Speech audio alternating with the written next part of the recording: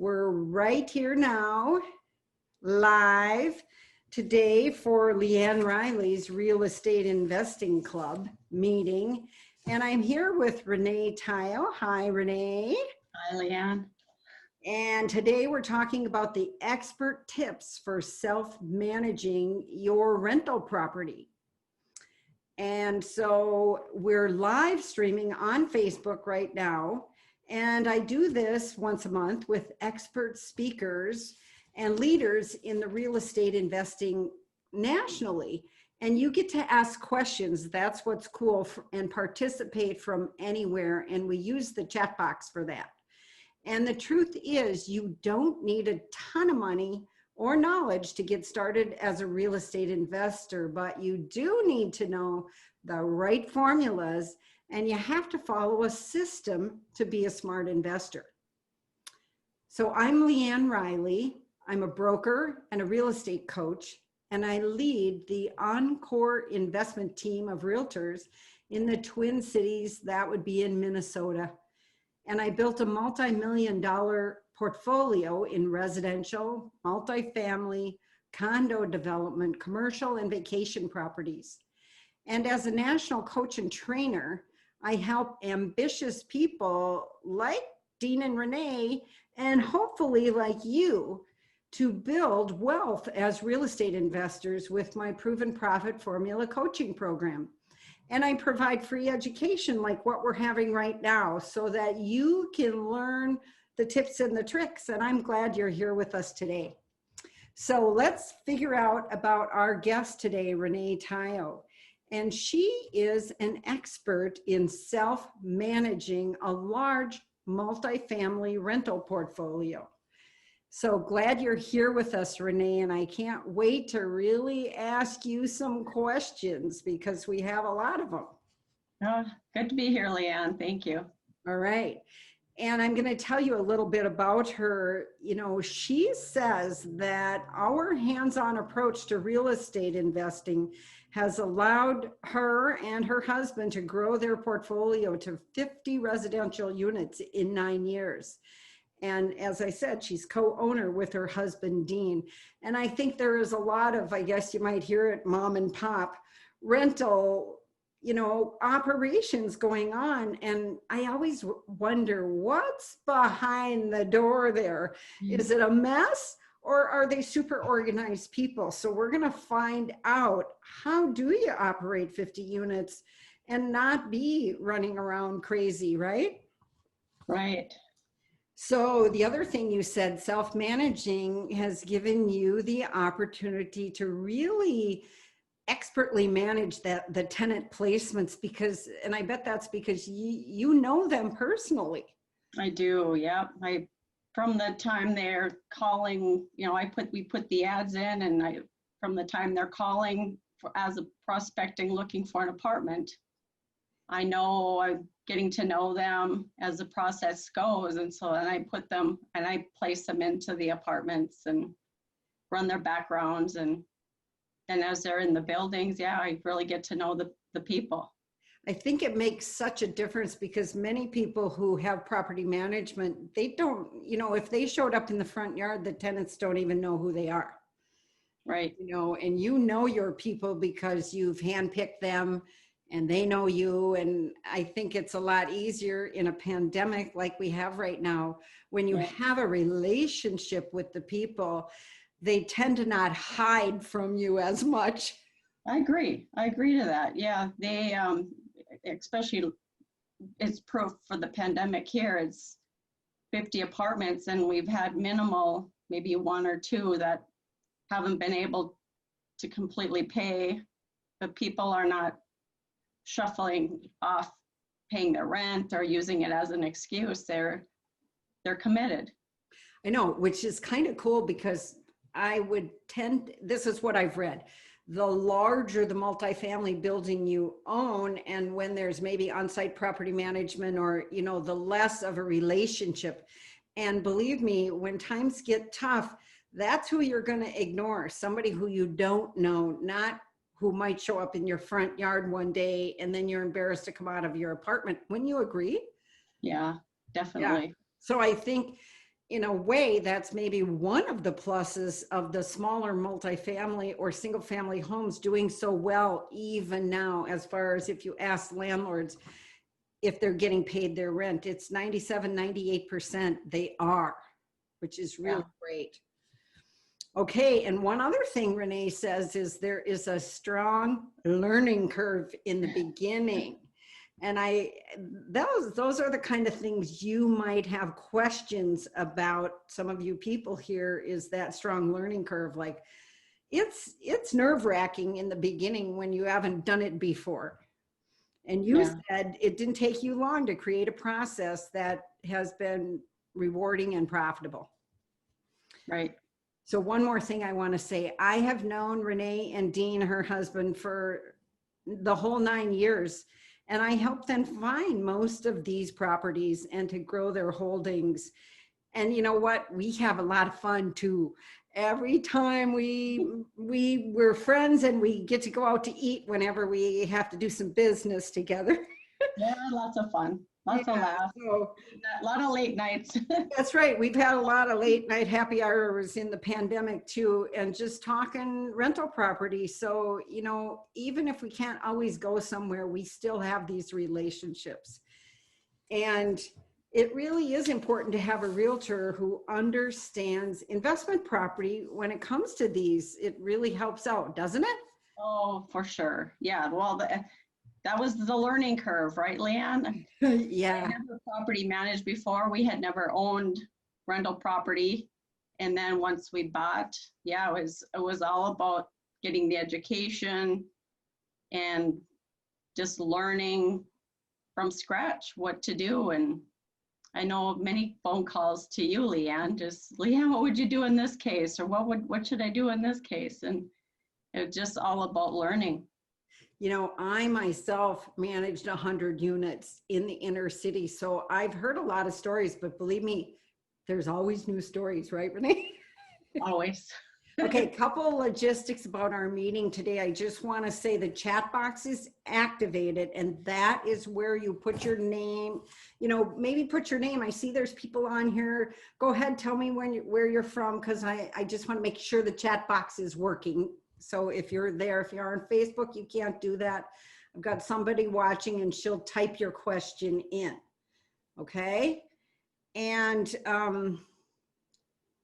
one other thing I want to tell you about, I want to run a little poll here. And all this is I want to, it's a little question answer thing here. I just put it up. It's a poll and it asks what type of real estate investing interests you. So if you attendees can vote on here, then we want to see who we're talking to, what kind of investors, because there's so many strategies. Okay, we've got some fix and flippers and some buy and holders is who the winner, yeah, there's buy and holders, which, you know, that is the strategy that Renae and Dean use there. It's to, you know, buy the property, to give it the fix up, and then hold it, because that's where you get cash flow and passive income. Okay, we got some, okay, now we have other categories. Some people are trying to figure out how to get started. Turnkey, boy, it keeps good. I'm glad you guys are voting because that's what we want to see. So now I'm going to end the poll and then we're going to see what's the consensus here. It's how to get started, people getting started. And that, you know, they had to start somewhere. And so we'll share that part. And then how do you do a buy and hold portfolio? How do you know when to hold, when to sell, when to, you know, how do you make it grow? So we will be talking about those things. There's a results, I shared them. So the winners are buy and hold and how to get started. We got some Burr people here too. So, all right. So now the poll is down. And I'm going to jump right in and let's ask her some questions. Now, nobody put anything in the chat box, so can somebody just try something? I just want to make sure it's working. Oh, I got some people with stuff in the Q&A. Okay, all is good. Okay, something was wrong, but it's all fixed is what I see in the Q&A. Okay, zooming in from Connecticut. Hi, Doug. So we do have people from all over, just so you know. And you know what? Managing properties, pretty much the same. There might be different rules, but what we're going to find out from Renae, it's pretty much the same, right? Yeah. Okay, so the main goal of investment property is to create cash flow and ultimately passive income. And you've done that. So we want to know how. So my big question, and I know lots of people ask me this, does self-management, does that really save money? Yeah, I would say so. Between 8 to 10% usually is what a property management company is charging. The cons to that would be, the opportunity cost of your own time, but that was something that when Dean and I went into business, he's working full time. I wasn't in a job at the time, and it was perfect timing that we decided that that's the route we'd go, is that I would manage the properties. And we started with the 2 fourplexes. So that was your first 2 fourplexes. That was your beginner learning project, right? Yes. That's Yep. no little single family house, that's for sure. Yeah. So so what was, like, when you were brand new, what was the first thing you had to do? just figure out what I needed to do as far as getting to know the tenants, getting to understand the building that we were taking over, understand the rules behind it. And I joined MHA, which was the Minnesota Multi-Housing Association, which they offer courses and things. So they took their class on fair housing, which was big. That's number one, get to that. Then the property, like basic property management classes that MHA offers. I remember you even did a day of training with Linda, who managed a bunch of, I had a property management wing for a while there, and even getting trained there. Yeah, I sat with Linda and took as many notes as I could, and just tried asking as many questions to you, to Linda, to people that I could possibly gather information from. And, it's interesting when you run, like when you're the self-manager, you don't really pay you, do you? It never took an income. Right. Your money goes back into the business. Right. Yeah. Everything that we made from that went right back to the business. So you could buy more. Right. Right. Okay. So what's your biggest secret to finding good tenants? Like I said, grow a thick skin and don't listen to stories, but have your criteria. Have your same criteria for everybody. And when they're making the phone calls, or when they're calling in, and you just have your whole list of criteria that you walk through everybody through, and just make sure everything stays consistent, because you want to stay with fair housing. Do your due diligence on your phone calls. You can find out, when I like that you said that, because you can find out a ton on the phone before you ever, don't just go, yeah, I got a 2-bedroom, I'll meet you. You got to find out information, right?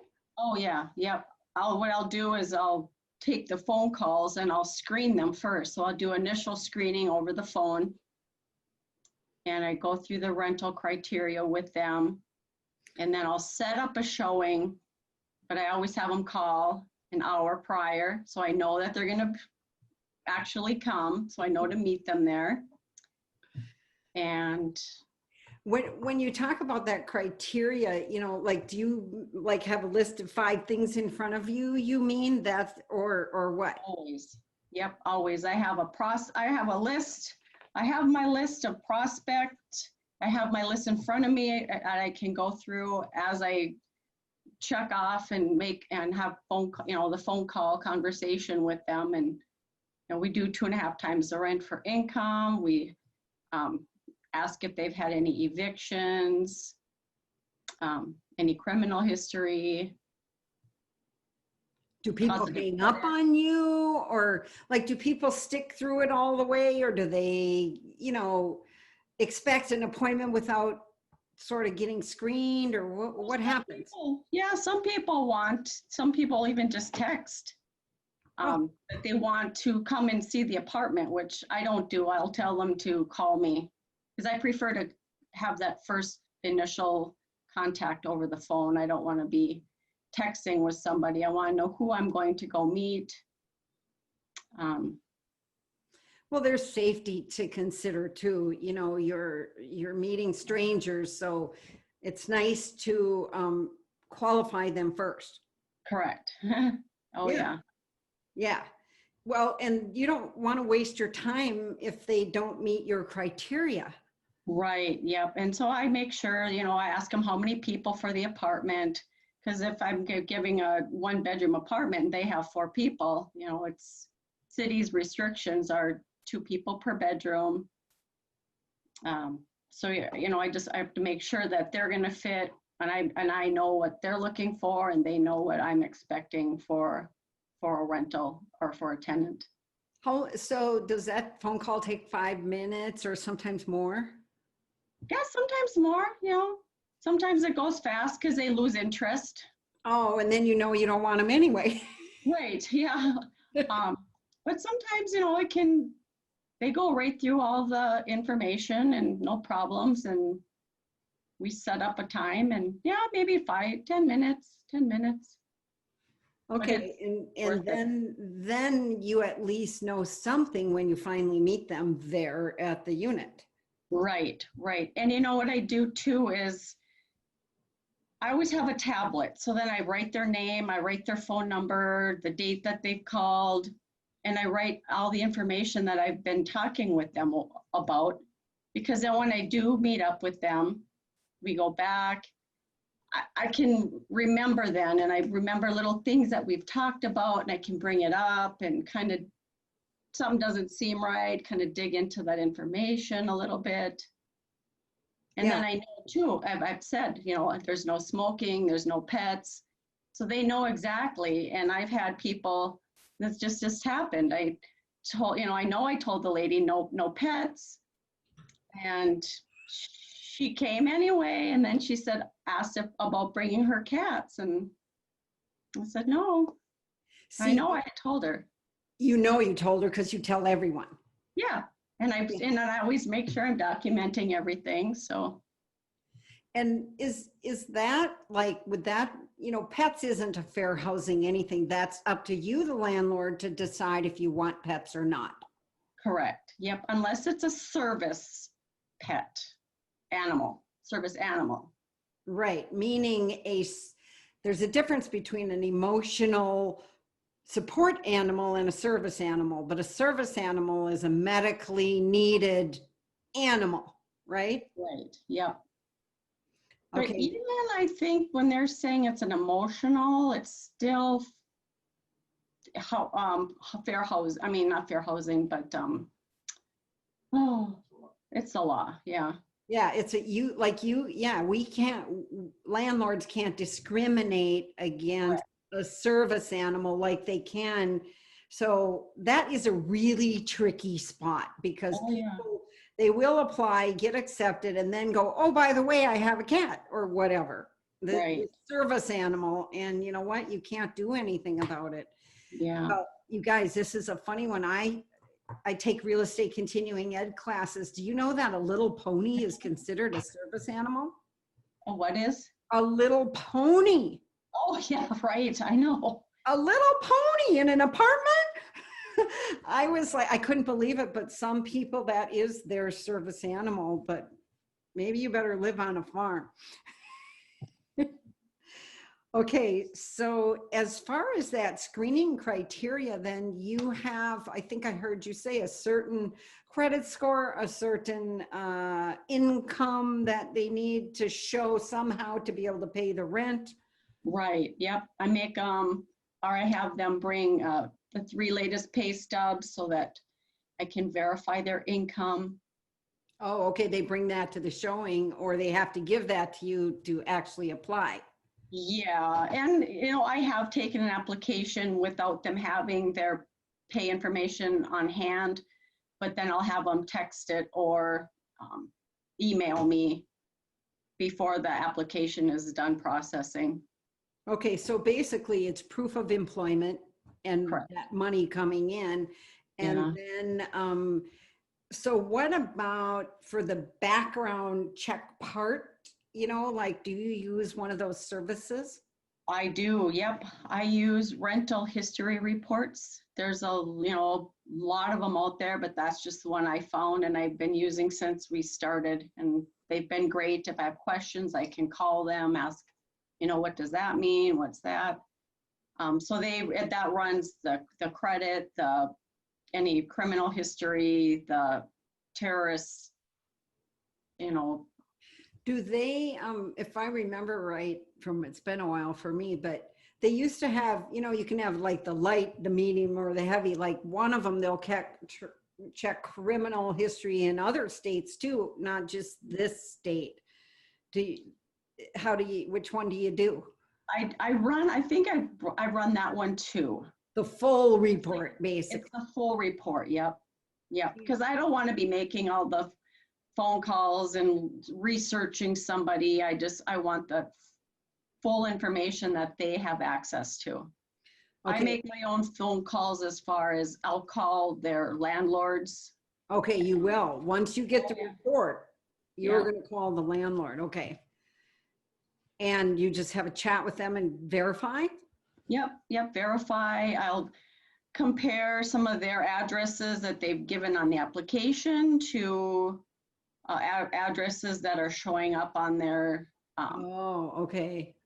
Yeah, I've caught people that way saying that they haven't rented before, but then I'll see addresses on the listing, and I even looked up addresses and they're an apartment building and they've said they haven't rented, so it just. So they might do that if they got kicked out of the last place. They might like try to cover it up is what you're saying, and it may show up on the report.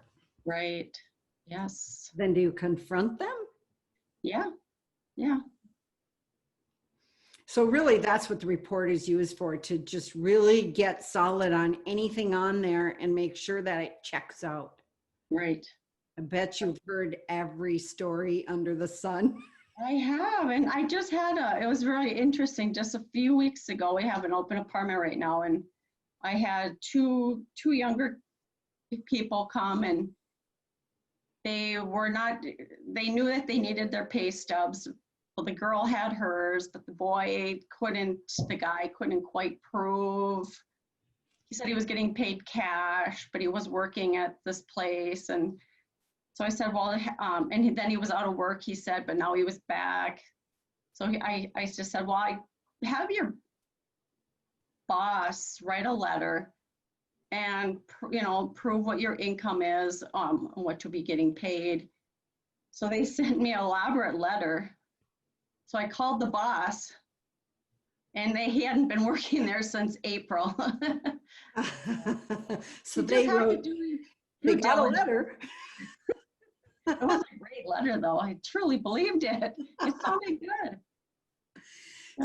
And you know what? That's important, is you've got to check it out, because I guess as a landlord, once a person has occupancy, the laws are in the favor of whoever's occupying it. And when it's vacant, you're the occupant until you allow whoever it is you choose in.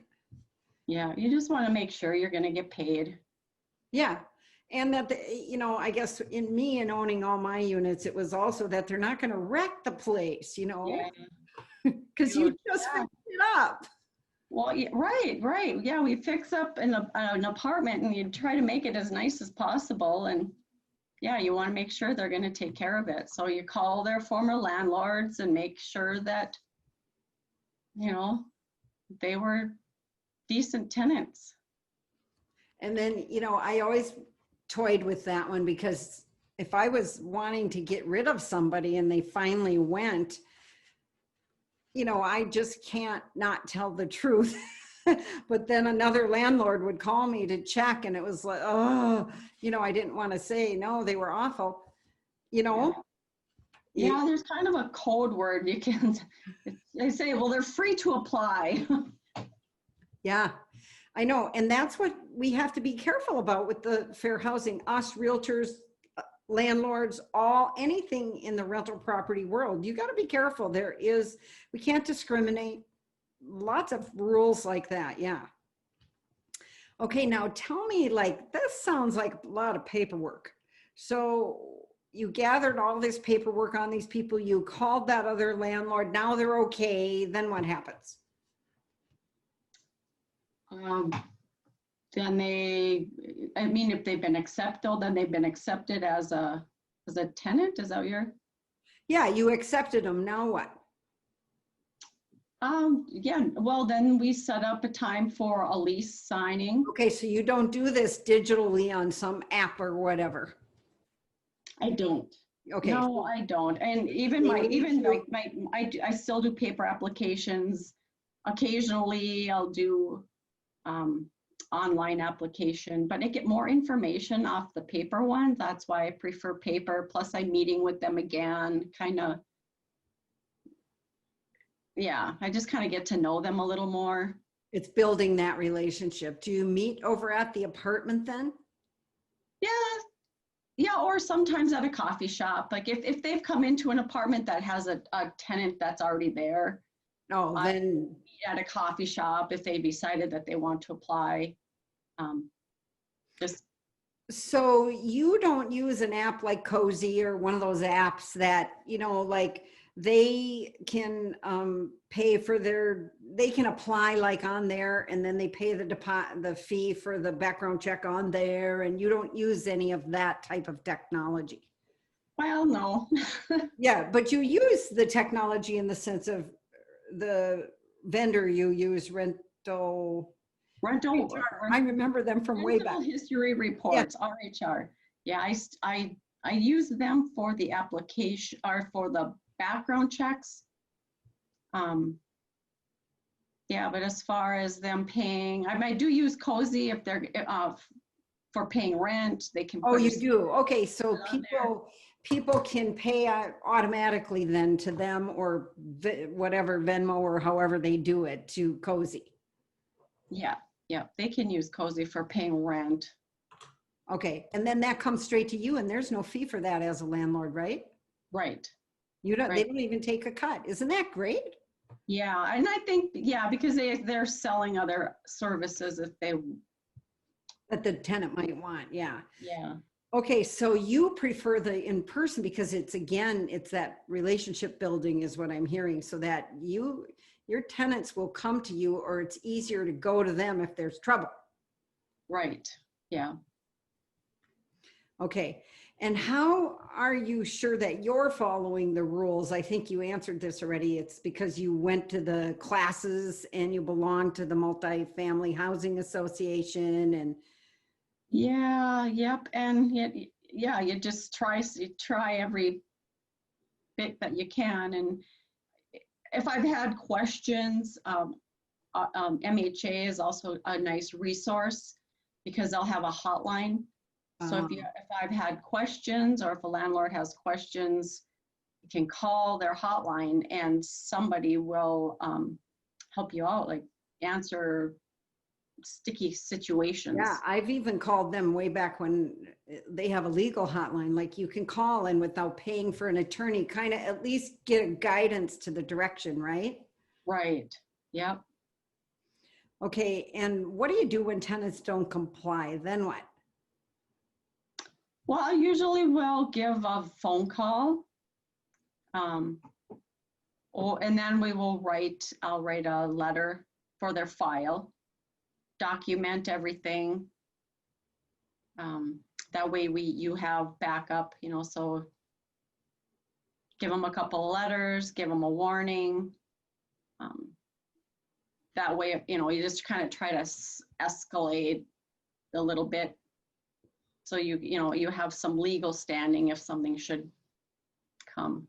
Did you ever have to evict anybody? Um, yeah, we have a couple, but Not, no, not really. Not yeah, some like not paying rent. yeah, mostly that's what you evicted for. They didn't pay. Yeah, yeah. I don't think it's ever been for, That's pretty good because I've evicted for other things, drugs but I had inner city real estate. Yours is more suburban. yeah. And you know, we do a first year, we do a year lease when they first start. It'll be a year lease. Then we'll do a month to month with 60 days to leave. So then at that point too, we can, without having to do an eviction, you just say, well, we're not going to renew your lease. And then they are gone in 60 days. So that works pretty well. Yeah, That works nice. that's a good idea. And so your gamble is on taking that first year's lease, and that's why meeting them more times really helps flush things out. It does. Yeah. Yeah. Okay. And how do you handle late fees? We ask for rent to be mailed to us, or they can do cozy. We have it be postmarked by the 2nd. So if they're mailing it, it has the postmark of the 2nd. We start charging a late fee after the 2nd if it's late, so $25 a day and you can do up to 8%. Wow. So, and then like if it is late and it shows up on the 4th, then do you charge it to them the next month? Yeah, I'll call them and I'll give them a warning. Remember, rents are due. If it's consistent, you know, I'll give them a little bit of a chance, but then we'll start. But if you give too much leeway, then it continues to Yeah, grow. pretty soon the rent is there on the 5th and then the 9th and then, Yeah, yeah. Okay, so it's in the lease and you're pretty strict with it, but what I'm hearing from you is you'll call and have a conversation with these people and treat them like human beings, and that relationship you built really helps. it does. Yes, I'd say. And then if there's somebody that's consistently, you know, like always on time, and then they'll call and say, you know, I'm going to be late, something came up. Like, I won't charge a late fee for that because, you know, they've had the consideration to call, plus they're already paying on time, and I'll let them know. Since you are always paying on time. That's nice. That's really nice. Yeah, and they called. Yeah. Yeah, that's really good. That's responsible people.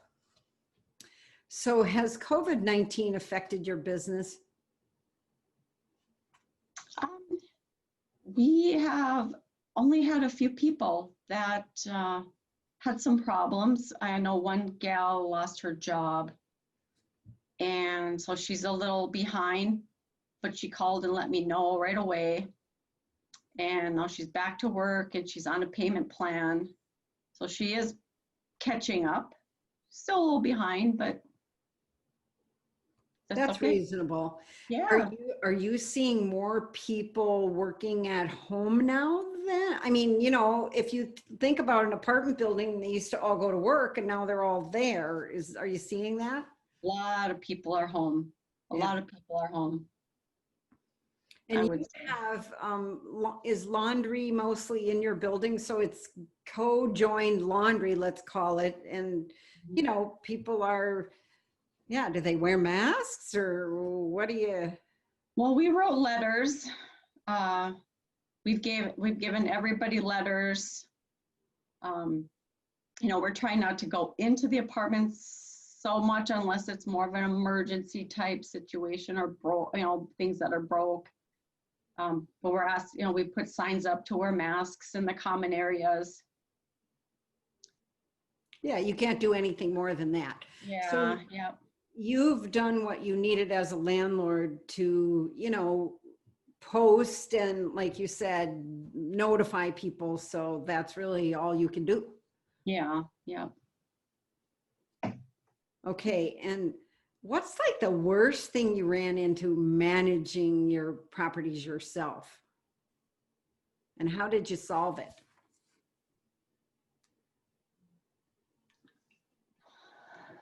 Huh.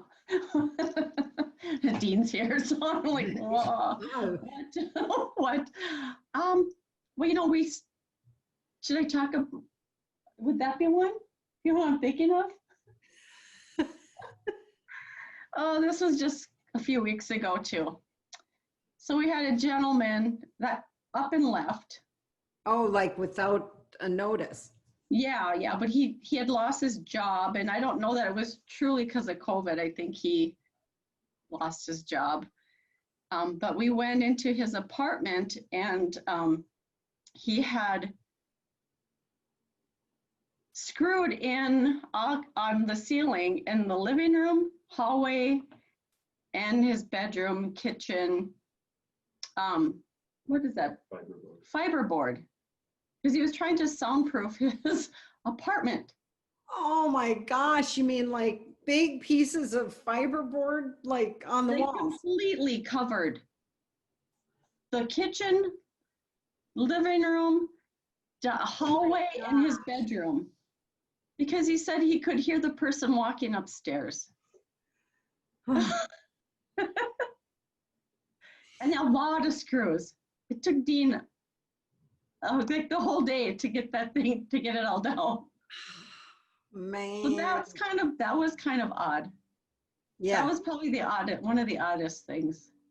And he left stuff behind. Yeah. And what do you, as a landlord, what do you do with the stuff? Do you have to keep it? I can. 28 days. Okay, 28 days. 28 days. You have to store it somewhere though, in the basement, or you have to keep it somewhere, right? Yeah, actually there's a garage at that So apartment. garage. So we put it in the garage for now. And we had to send him a letter, and we'll sell whatever we can. And now, how did you know he was gone? A tenant. He had given the keys to a different tenant, and said that the moving company was coming to get his furniture, but they never came. You know, we had an apartment once in Uptown. I remember this, and the guy vanished, and he left this expensive guitar collection, a full range of albums like you couldn't believe, and music, and he never came back. You know, we kept it for the 30 days, and actually my then husband was into that, and we got a whole bunch of guitars and music. How fun. Yeah. Hey, you never know. We never get the good stuff. Yeah. So like they might show up to get his stuff, you know, but then it's in the garage and he has to work with you to get that. Yeah. Yep. Yeah. Okay. Anybody got any questions? I see somebody had to leave and they, darn it, wanted to stay, but put your questions there in the chat box, folks. All right. Now I want to talk a little bit about the elephant in the room, you know, the eviction moratorium, you know, how has that affected you?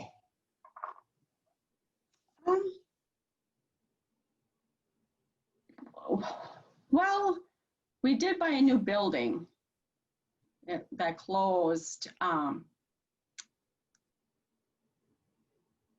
We would like to get in, and one of the apartments really needs work, and we bought it with the assumption that we would be working on that apartment and updating it, but we can't have anybody leave right now. So that's affected it. That would like to get the building running properly, but. That's really your strategy, isn't it? You buy something that needs a little bit of work. Yep. And then if you can add that value of fixing up some units and then raise the rents, then you stabilize the property, right? Right. Yep. And this gentleman owned the building for 20 some years. Oh, wow. Was tired. It's mismanaged. So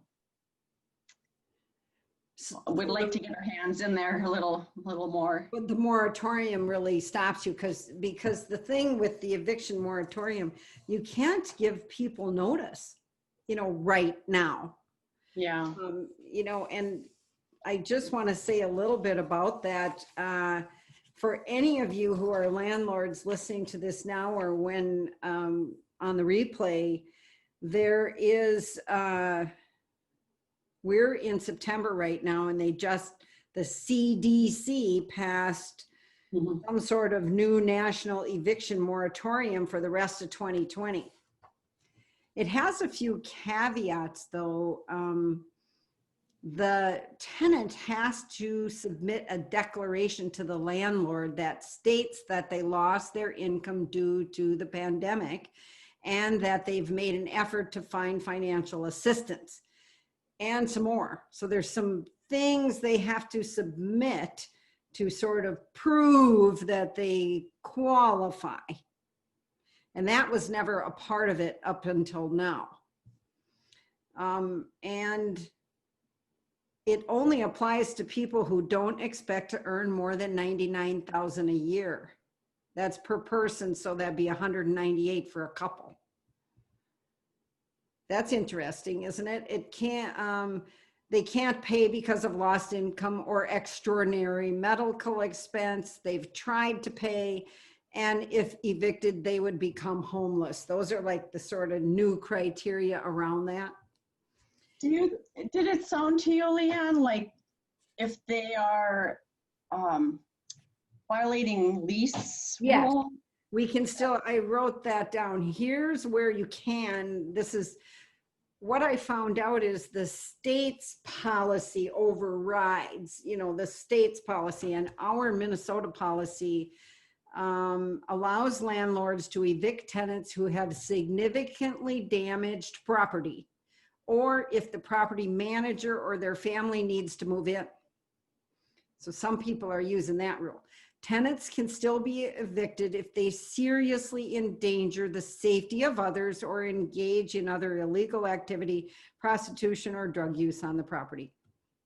That's Minnesota's rule. Okay. But the main thing is the state overrides. And for you folks watching this or listening, if you are curious about your state, you go to a website called nolo.com, NOLO.com. They have a updated list of every state and their eviction provisions. So you could go there. And the other thing, if you look on the LeAnn Riley's Real Estate Investing Club Facebook page, you can join that. Anybody can join it. Join that Facebook page. I have posted over 9 different links. Like if you're in Minnesota, you go to this link that will give you the actual statutes and details if you wanted to dig into it. Here's what I say. I'm not an attorney. Renee's not an attorney. We don't know the rules. These are what we read. So if you're in a situation as a landlord and you are considering eviction, then you should check with an attorney because they would be up to date. They would have to be, right? Right, especially now, especially if you get the mayor, the governor, and the CDC, and yeah, I don't even know what the rules are. The other thing is, this is where I think where Renee's at is really great, because the fact that you have relationship with these people, then a lot of times it's easier to work something out one way or another. Maybe what you work out is you haven't paid for 2 months, and why don't you go ahead and go live with mom and dad? Or, that's still a workout in the sense of not an eviction. If they freely choose to leave, I had that situation. I sold a house here in the pandemic. It had a renter in it. And, it was right before this all went into place. Here I sold the house and the people were going to move in. And then this eviction moratorium got on, but we weren't really evicting her. She had agreed she was going to leave, but the owner had to check with an attorney. And if she didn't physically move, that house would close and that new person would have been able to move in. We were lucky. Actually, the owner worked with her like on the cash for keys type of, just I'll give you your deposit back if you go situation, so that the house could close and the new owner could move in, and it all worked. But that's because they had a relationship. Yeah, it helps. It helps. I mean, I have had I've had tenants coming and going, moving. It's Even during the there pandemic? is all the other aspects in the businesses. People have been coming and going just like normal. No Yeah, effect. it's amazing, isn't it? Yeah, Yeah. it hasn't slowed down apartments getting rented. No.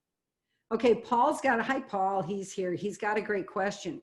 How do you handle a group of college kids wanting to move in, knowing that the rental income is going to likely be coming from the parents? Would you need a background check for all the potential renters, each kid? Or do you want some sort of cosign from the parents? How would you do that?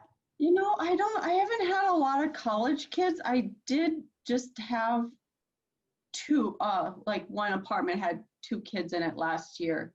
They were college students, and I ran the background checks on both the guys, like I did the full screening on the two guys. And I don't normally do co-signing, but I did with these two, because I knew that they didn't have income. So I ran the dad's background, did the full application as well. But both of the boys had A+ credit ratings and no criminal backgrounds. And then of course the dad was fine, fine. And it was more or less that I think, yeah, the dad, they were covering the kids' So rent. because, you have your policy, you have to make X dollars, and that one, like you said, dad made X dollars, but the two kids in there didn't really while they were students, right? Right. Yeah, so I would think you would need dad's background check or co-sign, because then technically dad is leasing the apartment, and if a kid moves, then dad pays the rent, right? Right. Yep. Yeah. You've got that. Father is going to cover. Did I would still run full applications on anybody moving in there, because you need to know who's in the building or in the apartment. Oh, that just gave me another question. What have you done when extra people moved in? Because I mean, I know it's happened, it just does. Oh yeah, yeah. Well, I've talked to the leaseholder. Then I run a background check on who's ever moved in. Okay, so you made them apply. Yep, they've got to fill out an application. And then did they pass? Yeah, I don't think that there's really been an issue. Oh, right. Yeah, I forgot that one. I did have somebody renting, and his mom wanted to move in, and then she didn't pass the background check. So I told them that he couldn't have his mother move in, right? Wow. Okay, so you stuck by your policy. Yeah. And that was probably good. Yeah. And he's tried getting her back in there without me knowing, but then I just gave him his 60-day notice. Oh, that's where that month-to-month came in. Do you still have those college students? Oh, no, they moved out. Everything was perfect all year. They moved out at the end of just curious. And then I know Paul runs student rentals. I'm curious about your systems, because anybody who's watching, you can see that board behind Renae. And that's something about her systems. What do you got going on back there? Oh, let's see. We have, that is our move out sheets. So once somebody gives notice, we have a checklist of everything that we need to accomplish, to keep it moving, all the move out information. Okay, so those stickies are all the day-to-day things that need to get done at different buildings, and okay, got columns for different little projects going on. I know your husband Dean is right there off camera, so I just want to know, Dean. Yes. I want to know that last question. There he is. I want to know, from both of you kind of, you're a husband, wife building a portfolio together, and there's certain jobs Renae does and certain jobs Dean does. And really she handles the property management. Does Dean keep his nose out of it, Renae? No.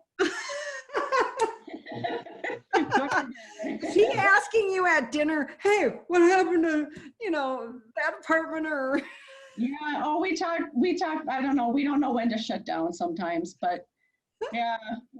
No, but it's good because we run things off of each other, bounce them off, and it's good that we talk about it, because then I can say, well, what do you think about that? And he'll give me a different thought process than I normally have, or, it's good because it's just working together and making sure, hey, you can't say that, or you can't do that because.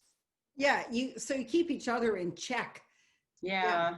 Yeah. It's like two brains instead of one, right? Oh, exactly. Yeah. And I And know he's a good systems guy because, yeah, he's good at putting systems together, and we have checklists for everything we do, from the first phone call to the, like everything we do is all checklists. and that makes it easier, doesn't it? Because you don't have to remember over and over the same thing. Yeah, yeah. There was a lot of sleepless nights because you think, oh, did I do that? Do I do that? Now it's just all written out, and everything is all documented. Well, For. and you always have to think of this too. If something happened to one of you and someone had to pick it up, they can just see right on the checklist where to start. Yeah. If one of you got hurt and the other one had to like fill in, you could. Yeah, we know. Yeah, we both know the business, what's going on, and you could make it through. One can go on vacation for 2 weeks, and the other it can operate, right? I'll be the vacation. I'll be fine. Paul has one more check. Is the background check required, or is it just for your own sanity? Like, I think he's asking back on mom and dad, or even in general. I don't think it's required. It's not required. It's for your own sanity and safety. No, it is required though too. Yeah. It's a fair housing requirement. A lot of the cities will require special. Yeah. I don't know about all the cities. Not all of them. But I know for sure Columbia Heights, we even have to, as getting a license, you have to guarantee that you're going to run background checks on every tenant that is in your building. And so some cities require that there's a background check ran. Now RHR, the only package I buy is that one, and it runs the full gamut. So, Paul, you're in St. Paul, I know for sure. And St. Paul look on my LeAnn Riley Real Estate Investing Facebook page, because St. Paul has a new ordinance about landlords and background checks. And I have the link to that whole ordinance right there on that page. It came out maybe 3 months ago. Well, and you can look online too. Go to the city of St. Paul. Okay. Yep. Any city that you own your property, go there and look. Yep, get the ordinance. And also the rental license is what you're saying. Yes. And also another thing, you can, a lot of the cities, the police departments will put out classes.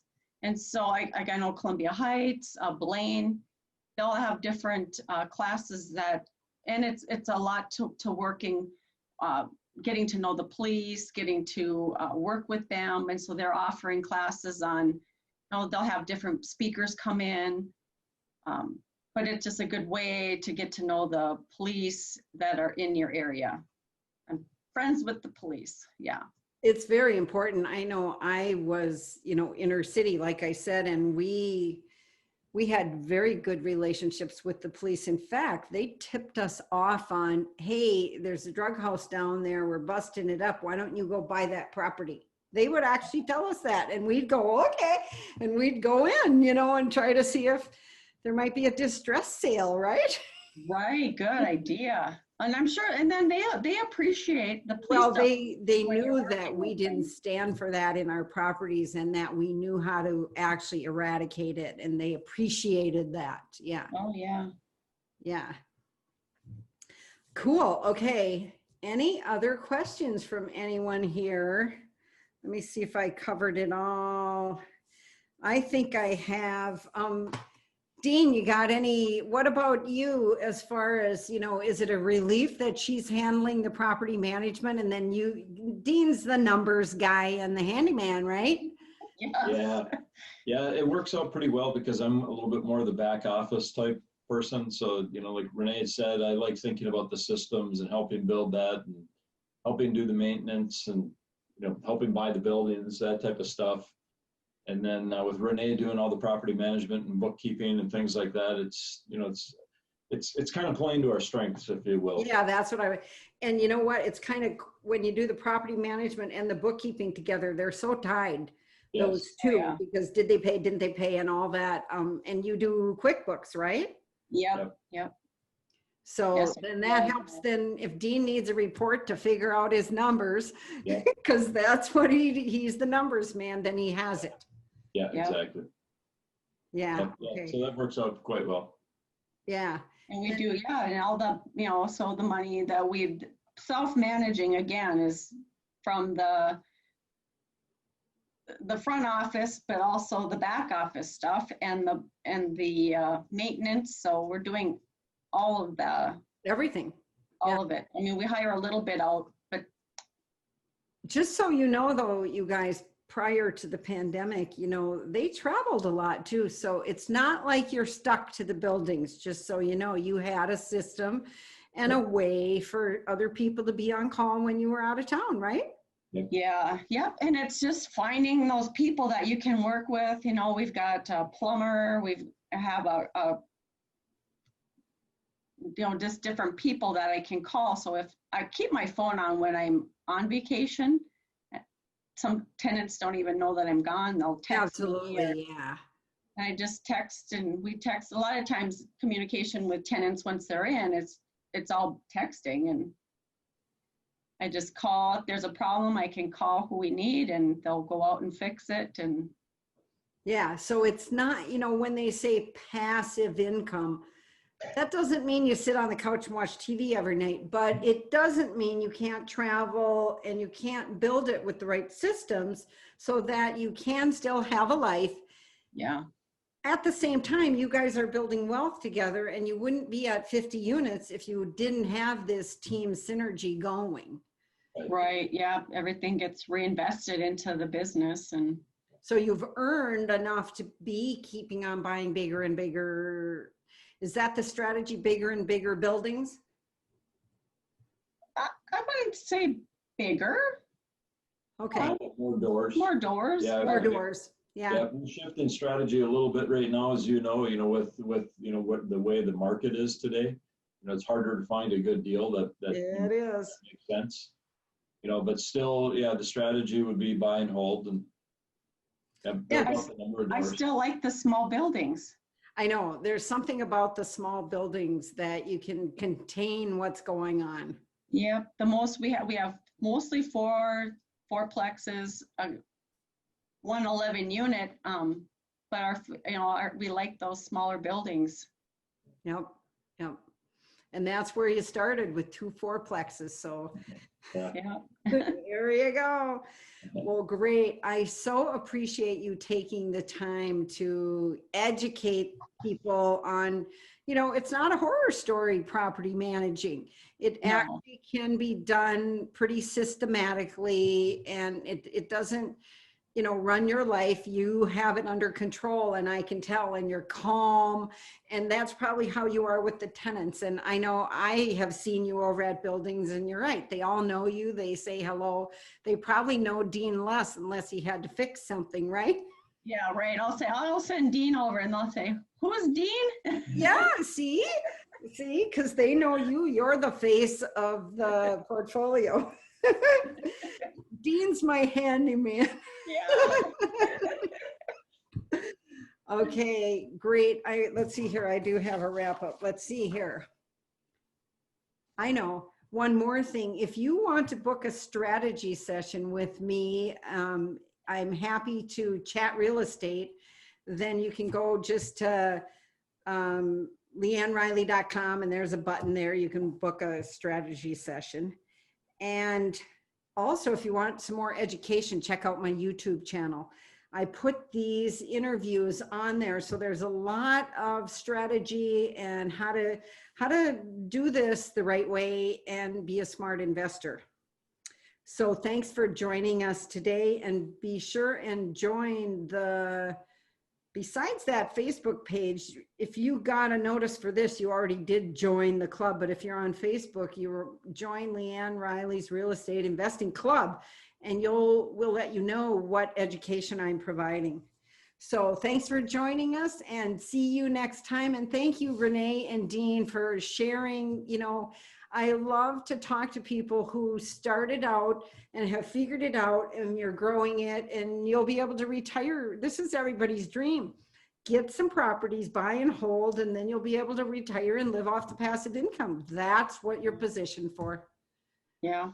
So Good luck. It's good to see it can happen. Yeah, definitely. All right. Thank you so much. Thanks, LeAnn. Yep. See you next time. Bye. Bye.